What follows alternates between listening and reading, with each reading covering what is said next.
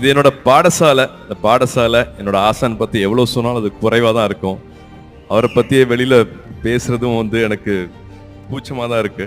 But எனக்கு நல்லா தெரியும் இது பெரிய பிரார்த்தனை. எங்க அப்பாவோட பிரார்த்தனை, அம்மாவோட பிரார்த்தனை. எனக்கு இப்படி ஒரு வாழ்க்கை கிடைச்சதுக்கும், எனக்கு இப்படி ஒரு உறவு கிடைச்சதுக்கும்.